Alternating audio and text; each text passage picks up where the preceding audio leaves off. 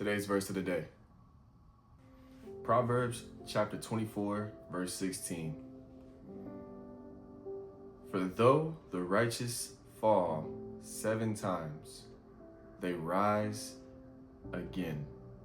No matter how many challenges you face, no matter how many setbacks, obstacles, hurdles that you may come across, it's important that every time you get knocked down, you find a way to get back up on your feet, continue to push forward, continue to pursue, because it's only you and God. Nobody else is in your way except for you. There's no other challenge that you're facing except for internal challenges that you have to overcome in order to get the desired outcome. So you have to find ways to overcome any and every obstacle that you face. In order to get places you've never gone, you have to do things that you've never done. You have to get up no matter the obstacle, no matter the setback, no matter what knocks you down, you have to get back up, because not only are other people relying on you, you have to rely on yourself. And not only that, but God has given you the energy to overcome these things. You just have to dig into that energy and that spirit and really drive it home and make it happen. What's good, y'all? It's your boy CB checking back in. Hope you guys are having a great day today, and hope you guys had a great week this week as well in the market. If you guys made some money, make sure to leave a comment. Let me know how much you guys made this week, what trades you took that did really well, what trades you took that didn't do as well, and I'll make sure to engage with you guys in the comments below. Also, just want to give you guys a quick heads up. If you guys want to learn about day trading and how to day trade, I have a free course on my website. Yes, that's right, a free course on my website. It's www.continuebelief.com. Make sure you guys check it out if you guys want to learn more about day trading. With that being said, let's get to the chart. Starting out with Monday, we have QQQ loaded up. Ticker symbol QQQ on the 5-minute time frame. So we opened above 622 going into this Monday session, and we formed an orb level around 622 as the orb low and 625 as the orb high. Once we formed the orb high, we start to see some breaking above the orb high here. Once we closed above it, I actually took an entry on this level around 625 using the closure below the orb again as a stop loss. Seeing that the levels were holding and it was starting to trail higher, I said, okay, cool, I like this idea. So we got in it around this candle here, and then I used that previous candle low as a stop loss. We ended up getting faked out of the position. Unfortunately, we did go lower, and then we wicked back higher, closing above the orb, and then trailing and pushing higher, going into new all-time highs for the day. So I took that initial position, and I lost that position after getting faked out of the position, and then that was that for Monday. I believe I tried to take a put later in the day around the 626 or the 627.50 level. I believe it was the 627.50 level that we took, and we were able to catch it, but then we held runners and the runners went back up, and so we got stopped out of the position on that as well. So overall, slightly loss of a day, and that's that on Monday. So with that being said, let's move on to Tuesday. All right, guys, for Tuesday, we have Avgo loaded up, ticker symbol AVGO, 5-minute time frame. As you guys see, we formed a orb level from 327 and going up to about 330. Once we formed that orb level, I looked for a position on the break above the orb. Once again, we got a break. However, we didn't hold the break, but we were looking to kind of hold this EMA here that you'll see on the day. Because we initially failed the EMA. So once we reclaimed the EMA, I looked for a continuation of the hold of the EMA after seeing a strong break above the EMA with volume and a hold above the orb. So once we got down to the EMA, I took an entry. Unfortunately, we were stopped out of that position after failing below. And then literally after failing below, we pretty much reclaimed it once again. All we had to do was just go lower and retest closer towards the orb low. And then we saw a reversal bounce going back above the orb high and back to new all-time highs for the day, going all the way up to 335. So my idea worked. It was just that the trend entry that I was looking for did not work. And sometimes that's gonna happen when you're trading. You're gonna take trades that the trend might not work at the time, but the overall trade itself works. And so a lot of times you might just miss out, but as long as you keep your risk management in check, that's easily the most most convenient and most protective way to go about trading. You want to keep your risk management in check. Otherwise, you're just going to be treating trading like a casino, and it's not that. It's a process and it's procedures that you have to have in place in order to have success. After we took Avgo, we moved on to AMD. Once we formed our orb levels, I did notice that semiconductors were strong on Tuesday. So I was looking for pretty much a continuation to the upside for both AVGO and AMD. However, with AVGO, we did get faked out. As you guys saw, it didn't reverse and went higher. AMD did the opposite. It went higher and then reversed lower. So it was a very, very win-win day for me. I got pretty much played out of my positions on both sides, and it was very unfortunate because Avgo was the fortunate winner and AMD was also a semiconductor stock that just did not perform at the time. So we took an entry after seeing a reclaim above this orb high and also previous demand level of 253. Once we got the break and retest level here, because as you guys see, we broke above EMA with volume, which is that green line right there, went to 255.5, saw a rejection coming back down to the orb range of 253. I took a position after seeing the failure to close below the EMA. We got a slight push higher, took some trims there, but I wanted to see back into all-time highs and the previous level of demand, which was 256. However, we ended up failing to hold above 254, where we then saw more rejections come back in, and I ended up getting stopped out once we closed below this EMA. Even though we were still above the orb, I was more so looking at the trend entry based upon the EMA, and as it was flowing, I did try to get a re-entry on this orb high. Unfortunately, we ended up failing the orb high later in the day and going back lower. So that was a trade we took on AMD. There was another trade that we took on SPY, which I'll show you guys now. And after taking the AMD and AVGO L's we looked for more opportunity in the market, where we ended up finding some opportunity here on SPY. As you guys see, we have the SPY chart loaded, 5-minute time frame. On Tuesday, we had a run up from 693.5 all the way up to 696.5. We then saw a rejection starting to kick in around the 696.5 because we were nearing all-time highs. And so as we were doing that, I just went ahead and took a position on the downside to see a rejection and the reversal come in, because as you guys see, prior to this breakdown, we didn't see any real selling come in at all for the day. And so I went ahead and took a position using the all-time high of day level as a stop loss. So I had a really, really tight risk because I got in at right 696.3. And so we used 696.5 as our stop loss. And from there, we just saw a breakdown from 696 all the way back down to 695.3. So that brought us back on the day, and we actually ended up profiting for the day, thankfully, after taking this position. Now, this position did end up going a little bit lower later in the day after retesting 696, but we got out of our position fully after seeing the rejection down to 695.3. So that was our trading session on Tuesday. Overall, a very up and down, win-win, choppy trading session, but it's all about how you manage your risk and how you allocate capital when day trading. If you have risk on and risk off for certain positions, then it'll allow you to make your money if properly executing these trades. So you just want to be mindful of how much money you put into each trade and how you're approaching each of your trades. Some trades might require less risk than others. Some trades might require more risk than others, but just because you're applying more risk doesn't mean you put more capital. You might put less capital in the trade that you're putting more risk on, and you might put more capital in the trade that's less risky. Does that make sense? Hopefully that makes sense. If it does, comment below. And with that being said, let's move on to Wednesday. If you guys are not subscribed, make sure to subscribe to Continue Belief. We're posting content all the time. So tap in, share this post if you guys are new. Make sure you leave a like and follow, and click the link in the bio to join the community. I'll see you guys there. All right, here we have the Thursday charts loaded. First up, we have ticker symbol Tesla, TSLA, loaded up on the 5-minute time frame. And as you guys see here, we had some pretty downside moving price action coming into Thursday after the Fed FOMC meeting. So let's talk about Tesla and what happened. So on Thursday, we had some weakness, as I said, rejecting this 440 level on the open, going back down to previous level of demand 430, where we then saw another failure, and then retesting 424 and bouncing quickly. But I noticed that it was a downside move, so I went ahead and took puts on this position, where I actually took them off of the retest as 8 EMA that you'll see here on this green line, using that previous candle high or that 430 reclaim as a stop loss. So I waited for the retest to fail.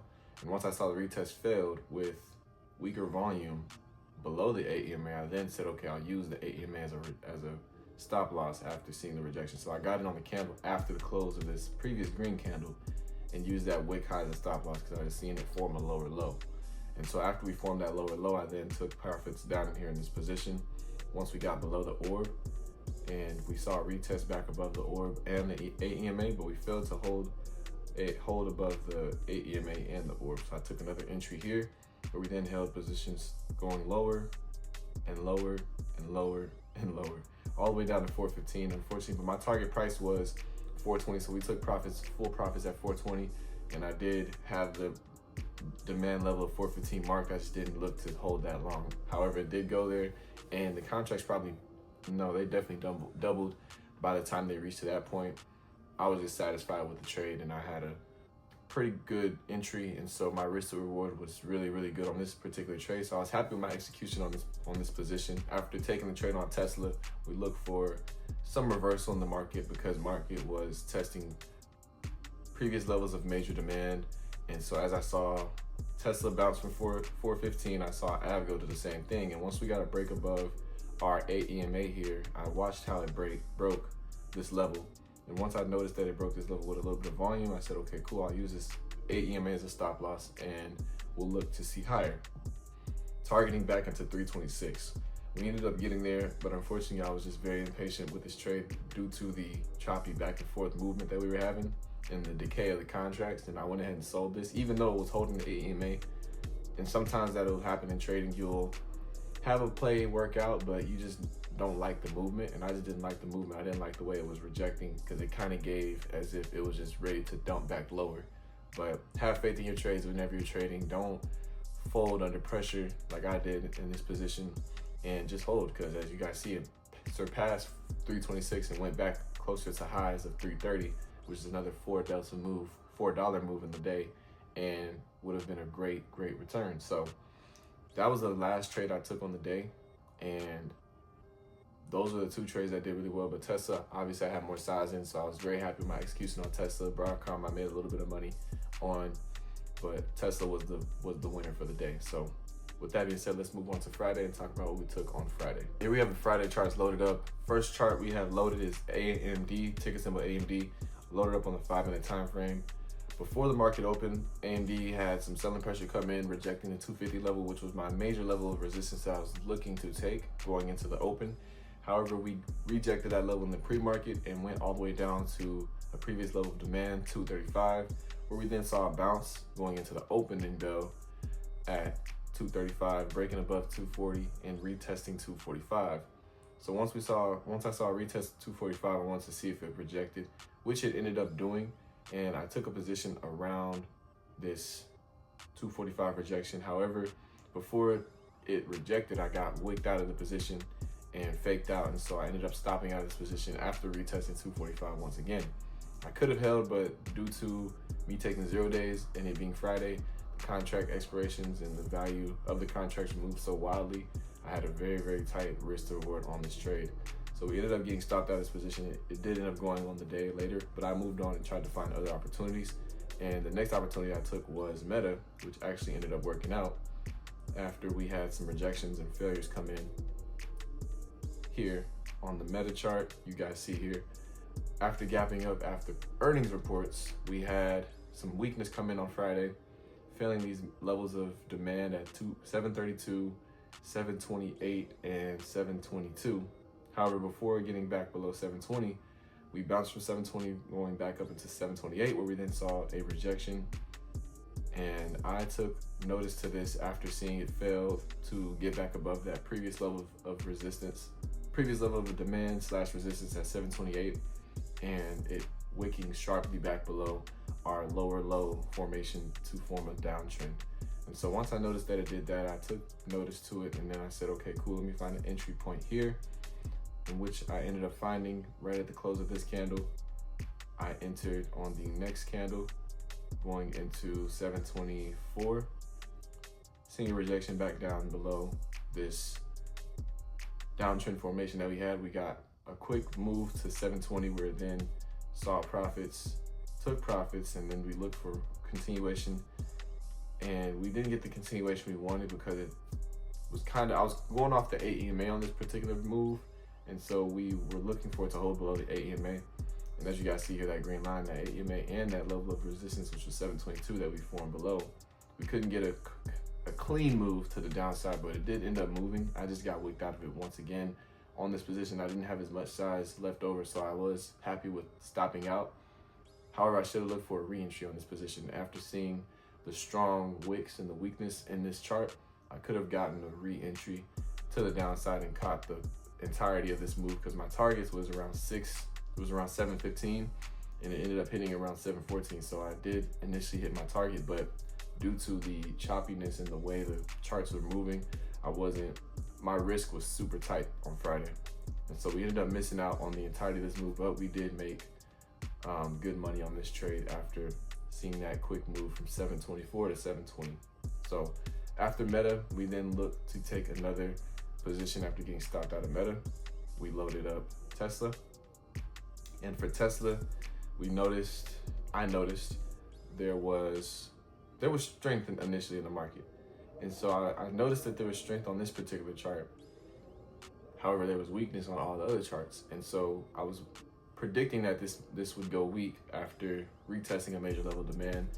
So once we got up here to this 430 level, I looked for rejections back lower, and we just simply failed to reject that demand level. We broke through that level, showing that it was a bullish chart, and I just was very, very disappointed with the execution, because after trying to get a rejection on 430, we tried to get another rejection later around 432, and I knew the next level was 435 mentally, but I was just so eager to get a rejection on this level that I was trying to just shoot contracts at it that had puts on it, puts. And realistically, it was a bullish chart, so my approach to this particular trade was just wrong. Even though the overall market was selling, Tesla was one of the ones that was strong on the day. So had I changed my bias on Tesla and I looked at the chart and paid attention to what was going on, I would have been better off taking calls and not puts. However, we took puts on this trade, and I was super heavy on puts on this trade. And so the money we made on Meta, we ended up losing on this trade, and pretty much ended the day break even, unfortunately. So overall, a break-even day for Friday. The execution is the thing that matters the most when it comes to the way you lose and the way you win. So you have to be mindful of everything you're doing in the market. It's not a casino. Treat it like it's going to change your life, and it will. So that's our focus into February. We're deep diving and looking into what we did right and what we did wrong in the month of January, and we're going into February with a clear mind, clear conscience, and ready to execute really well in the market. So with that being said, let's move on and take predictions on what we think will happen next week going into February. And here we have the 4-hour chart loaded up on SPY. So this week was a interesting week. We were range bound pretty much between 685 and all-time highs 697. Our levels to watch going into the month of February, as of right now, what I see is, since we closed at 691.84, I definitely would want to say watch that 690 level. Let me see.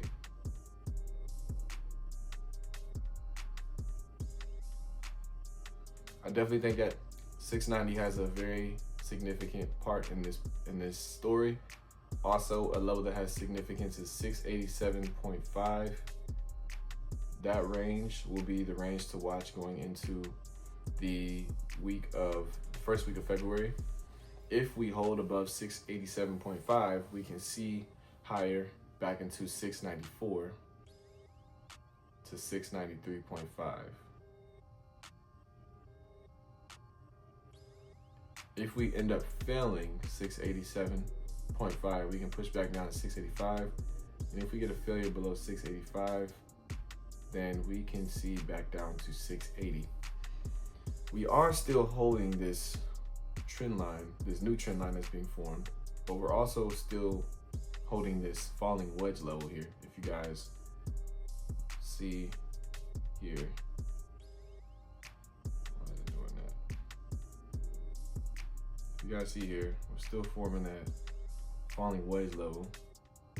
So we do still have potential to squeeze and go higher, but it's nearing that falling wedge point where it either breaks down or it breaks up. So if we get back above 694, we can see higher. However, if we fail 687.5, we will see lower. So that's it. Those are going to be your levels to watch going into the first week of February.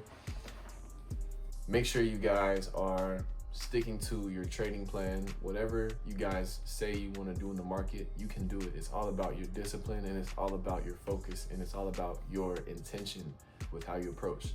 If you approach the market and treat the market like a game,